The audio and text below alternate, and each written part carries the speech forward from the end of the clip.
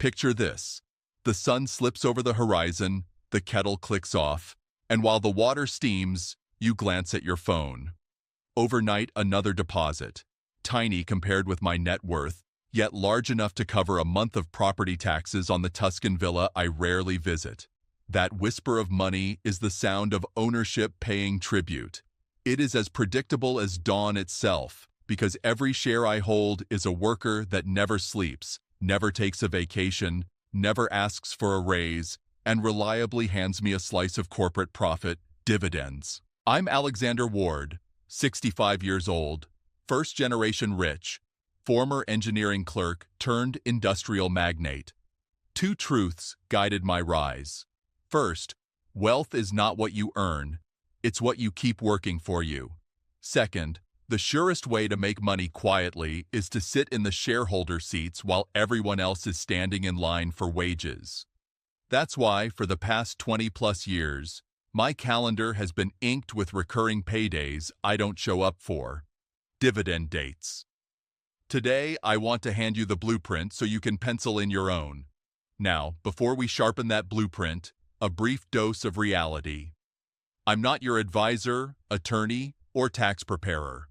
I'm just the older man on the balcony, a tumbler of still mineral water in one fist and a mountain of experience in the other. Everything here is educational. You owe it to yourself to verify, adapt, and, if necessary, hire a fiduciary pro who knows your exact numbers. With that done, let's step onto the playing field. First principles. A dividend is nothing mystical. Think of a company as a bakery. When you buy its stock, you buy a seat at the long wooden table in the back room where profits are sliced and plated. At quarter end, the head baker wheels in a fresh batch of earnings soufflé. Do you, the shareholder, have to lift a finger, frost a cake, wipe a counter? No. You simply accept your slice, a cash payout per share you own. Many companies offer that slice 4 times a year, some monthly, a few semi-annually or annually. The schedule doesn't matter nearly as much as the bakery's ability to keep baking. Steady revenue, disciplined management, conservative balance sheet. The skill is choosing bakeries that never burn the batter. Over decades, I've collected a roster of such businesses. Johnson & Johnson, 30-year streak of bigger and bigger slices. Procter & Gamble, every laundry room funds their payout. Coca-Cola, there is a 3 a.m. Coke being popped somewhere on Earth right now, and I own a piece of that fizz. These stalwarts are called dividend aristocrats because they've raised payouts at least 25 consecutive years. And they're only the beginning. But Alexander, you ask, how large a stake does a person need to live on dividends? Here's the arithmetic. Focus on one figure, dividend yield, annual dividend divided by current share price. If a stock trades at $100 and hands you $5 a year, its yield is 5%. Simple. Suppose your first milestone is $1,000 per month, $12,000 a year. Capture a 4% yield, and you need roughly $300,000 invested. Capture a 10% yield, and the required capital plunges to a hair over $120,000. But beware, double-digit yields often signal storms on the horizon. High yield is irresistible. Sustainability is mandatory. Let's run the numbers in reverse. Say you've scraped together $50,000 and you spot an ironclad 5% payer. 5% of 50 grand is $2,500 a year, just about $200 a month. 200 doesn't retire you, but it will auto-pay your cell bill forever. And here's where the compounding magic begins. Enroll in a dividend reinvestment program, commonly called DRIP. Each quarter, those $200 buy extra fractional shares, which earn extra dividends, which buy still more shares. It's a snowball on autopilot, rolling downhill while you're busy living. Of course, no one says you must pick single stocks. Exchange-traded funds like Vanguard High Dividend Yield or Schwab U.S. Dividend Equity blend dozens of elite payers into one tidy ticker symbol, diversifying risk for a fee that costs less per year than the latte you ordered this morning. Prefer a spicier payout? Global X, Super Dividend exists. Though swallow that pill only if your stomach can handle volatility, because sizzling yield and fragile fundamentals often share the same dinner plate. All the while, remember Uncle Sam, or Uncle HMRC, CRA, ATO, wherever you file. Dividends are income. Governments take a bite. Yet in many jurisdictions that bite is gentler than the chomp on ordinary wages. In the UK, my first $500 of dividend income this tax year is untouched.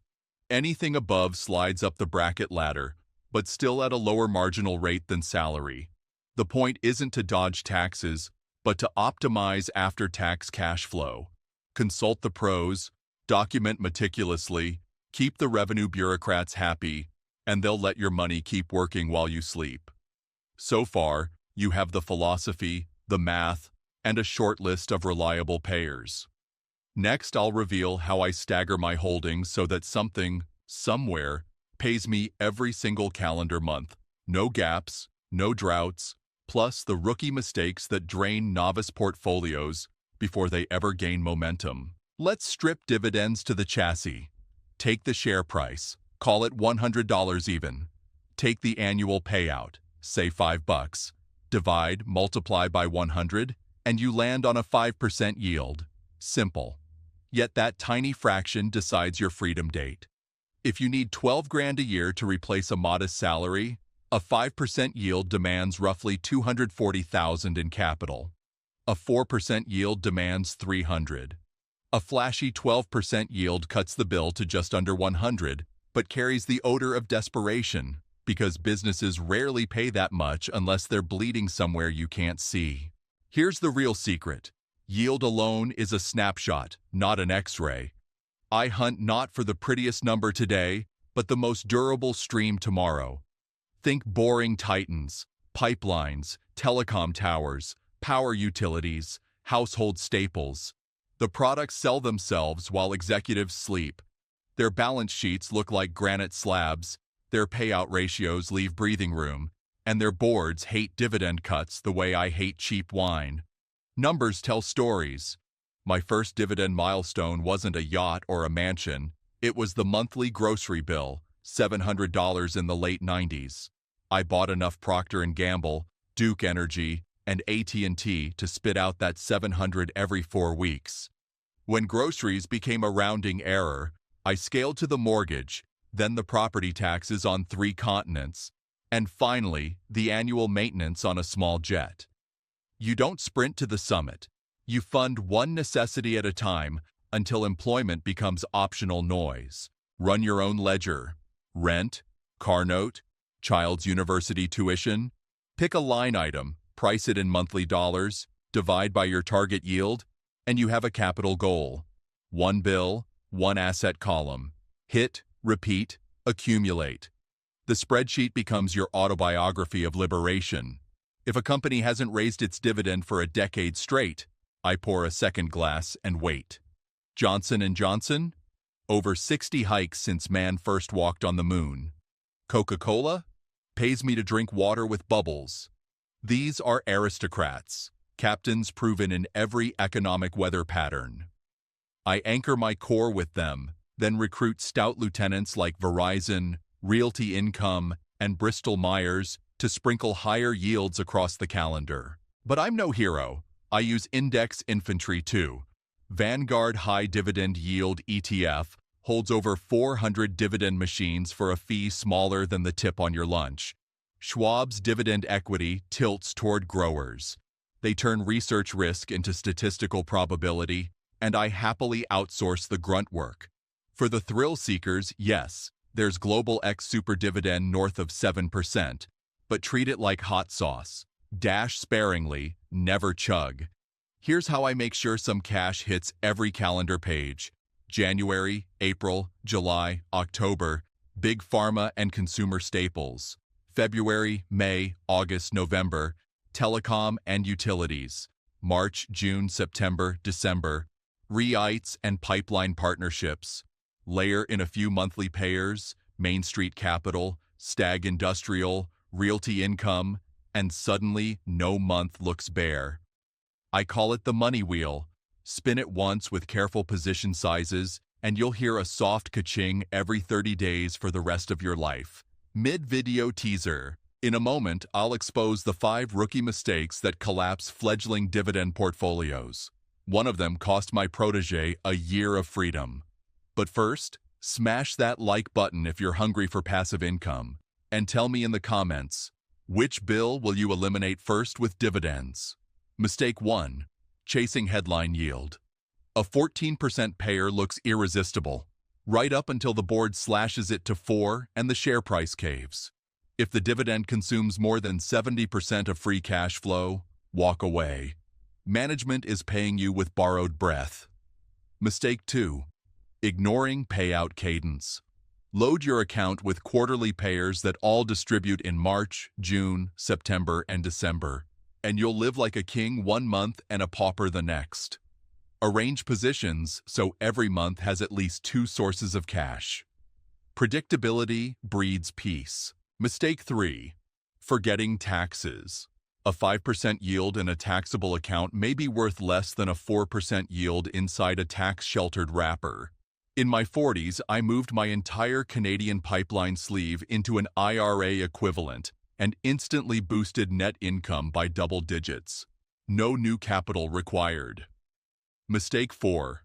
Standing still. Dividends that never grow lose purchasing power to inflation. Insist on a 5-year annual growth rate north of 3%, or pair slower growers with faster horses. Dollar bills that don't run eventually crawl. Mistake 5. Over-concentration. I once watched a young analyst stack a 6-figure position into a single energy trust because it yielded 12%.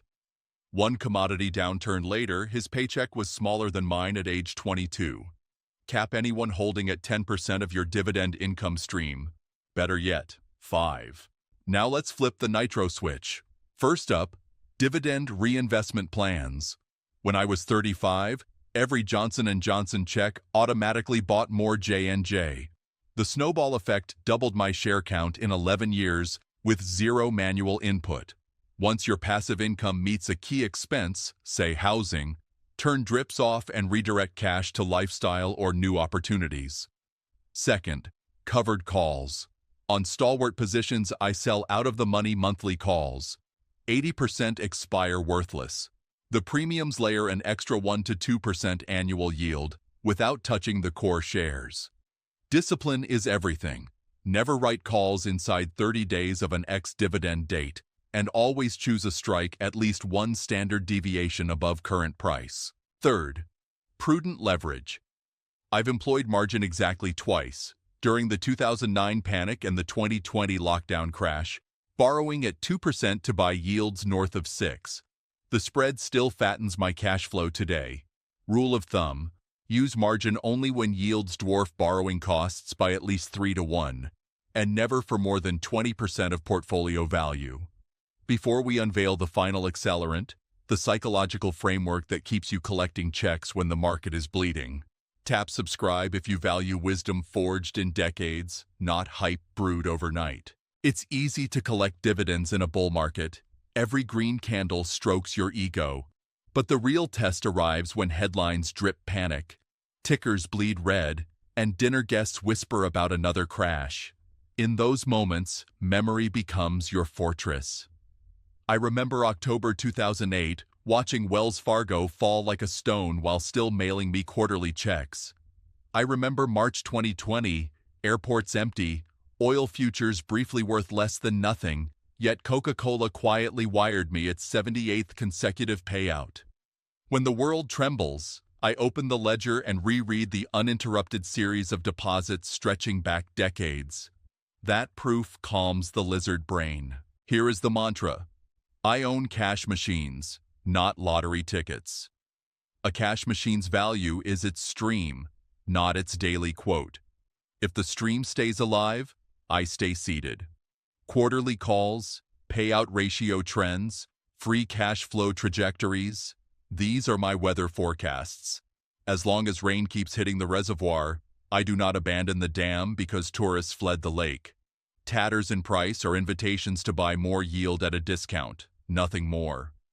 Once your portfolio covers life's bills, A new question dawns. What happens when you're gone? My answer was to place the dividend engine inside a family trust. My heirs don't inherit a lump sum they might squander. They inherit an income river with guardrails. Each grandchild receives a quarterly stipend pegged to the trust's dividend flow, encouraging them to grow the principal rather than rate it. I also fund scholarships using a designated sleeve of Abbott Laboratories, medicine paying for future medicine. At scale, dividends become venture fuel. I seeded an AI logistics startup entirely from Johnson & Johnson cash, never touching principal. The shares refill the war chest every 90 days, letting me bankroll moonshots while my core wealth stays intact. That's the quiet superpower of a mature dividend machine. It liberates you to explore, give, and build without the drag of personal risk. Now, we've engineered the framework, from first grocery bill milestone to dynasty planning. Ready for the final bridge, the step-by-step guide to build your own 12-month money wheel in the next 60 days, complete with ticker symbols, purchase cadence, and target allocations. Day 1, Day 7, Audit and Aim. Pull every statement, every brokerage snapshot. Add 2 columns, current annual dividend per holding and ex-dividend months. If a position hasn't paid in 12 months, exit or demote it. Circle 3 life expenses, rent, transportation, groceries, that you want dividends to cover first. Total each monthly cost. That is your immediate income target. Day 8, Day 14. Select your spokes. Split a sheet into 3 rows: January, April, July, October, February, May, August, November, March, June, September, December. Under each row, write 4 tickers that already occupy or could occupy that slot. Example: J&J, PEP, MDT, KMB in row 1, VZ, DUK, PGX, O in row 2, XOM, BMY, PBA, Main in row 3. Yields will differ, but cadence is king. The wheel must turn without dead months. Day 15. Day 21. Price the entry lanes. For every chosen ticker record, the 5-year average yield, current yield, payout ratio, and next ex-dividend date. If the current yield is at or above the 5-year average and payout ratio sits below 70%, green light a starter position. If it's below, set a limit order 5% under the latest close and let price come to you. Never rush the buy. Impatience is the tax amateurs pay. Day 22, Day 28. Fire the opening salvo. Commit 1/3 of available capital across all 3 rows, roughly equal dollar amounts, so each month already owns at least 1 earner. Place automatic drips on unless you're living off the cash today. Deposit fresh savings or side hustle income into the brokerage and schedule internal transfers for the same weekday every month. Ritual replaces willpower. Day 29. Day 35. Hedge your temperament. Add a low-cost broad market ETF, VTI, SCHB, equal to 10% of the portfolio. Its job is psychological ballast. When dividends stagnate in flat years, the growth sleeve reminds you wealth still expands. Day 36. Day 42. Layer the infantry. Deploy the second 1/3 of capital into Vanguard High Dividend Yield, VYM, and Schwab U.S. Dividend Equity, SCHD, 50/50. These 2 funds shoulder the due diligence burden for hundreds of underlying firms while keeping fees microscopic. Congratulate yourself. You now own a diversified dividend engine without a single spreadsheet macro. Day 43. Day 49. Spice sparingly. Allocate up to 5% into a specialty high-yield vehicle, maybe Realty Income, O, for monthly checks, or Global X Super Dividend, SDIV, if you stomach volatility. View this sleeve as hot sauce. Enhance flavor, never drown the dish. Day 50, Day 56, Calendar Crosscheck. Plot a 12-month view of ex-dividend dates. Where any month looks thin, schedule small purchases, $500 to $1,000, of a pair that fills the gap. The goal is not maximal yield today, but rhythmic cash flow forever. Day 57. Day 60. Lock autopilot. Activate dividend reinvestment everywhere except the positions funding today's bills. Set a quarterly reminder to rebalance so no single holding exceeds 10% of your total income stream. Congratulations, the wheel is spinning. Week 1, the thrill of the first notification, $31.12 from Johnson & Johnson hits the account. Let it drip. You feel nothing change, but your future just got richer by a fractional share. Week 4, Realty Income wires its monthly rent.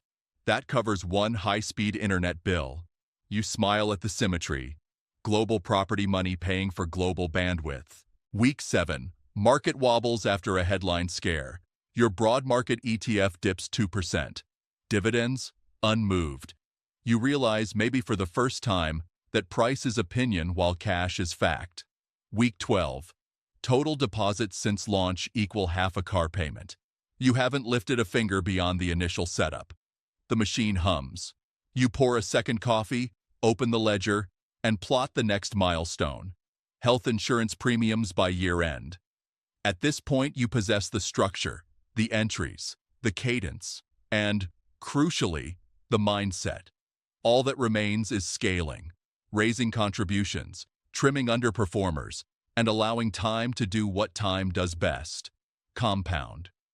Ready for the final segment, where we project this blueprint out 5 years, model the cash flow at different contribution speeds, and outline the exact signals I use to upgrade or eject a dividend soldier?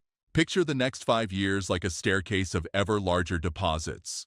If you add just $500 fresh a month to the wheel we built, reinvest every check, and average a conservative 4% yield with 3% annual dividend growth, Year 1 hands you roughly $800 in cash flow.